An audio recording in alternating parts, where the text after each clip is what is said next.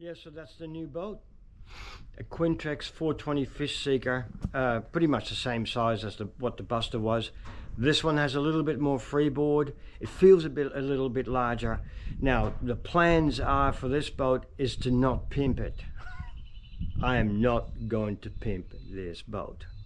So I certainly came across a few issues that I had to address, and I will show you these in a number of short videos that I will be publishing over the next couple of weeks.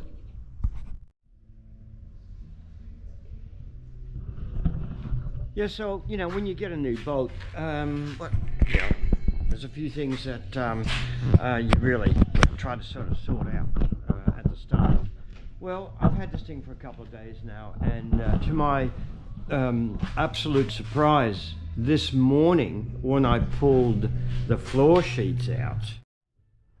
So the floor sheets are right here. I parked them right here, and look, they're thick. They would have been made out of what looks like form ply. So form ply is pretty strong. I've got to turn this radio down a bit.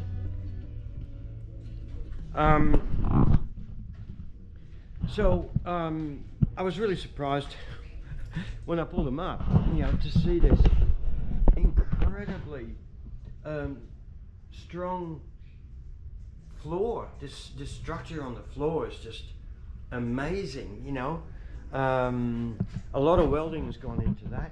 It renders this vessel with a lot of strength. Well, the little battery that came with it, as you can see by the scale of my hand, although it did start the motor, I decided that it would be better to replace it, with a proper Century Marine battery. At the same time, the terminal that came with it was really badly corroded. So, one of the first things you really need to do when you buy a second-hand boat is to make sure that the critical parts, the parts that start your engine and keep your engine running, are in perfect condition. And of course, one of them is that what you don't want is a bad earth, that stops you from starting the engine when you're out in the middle of nowhere.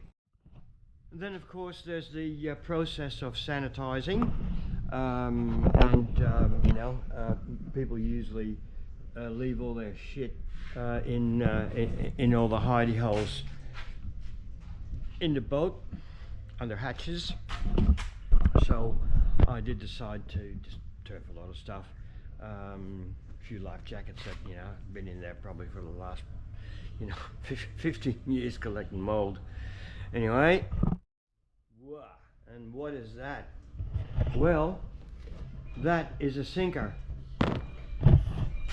Yesterday while washing the boat, I found, when I put my finger down the bung holes in here, that I could feel a couple of round things in there.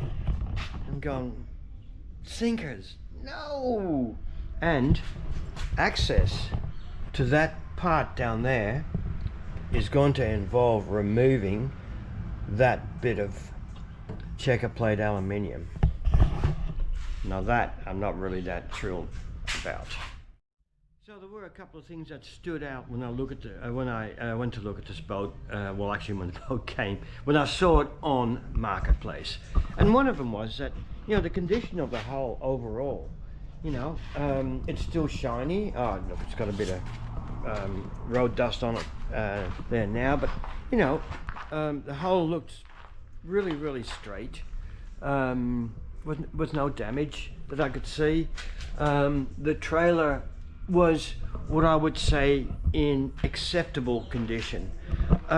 It's an old trailer, okay, so by the paperwork I think it's a 1997, so it's been relatively well looked after, because there is a little bit of superficial rust, but really nothing that you'd worry about, for at least for the next 18 months or 2 years or more, maybe. In good condition.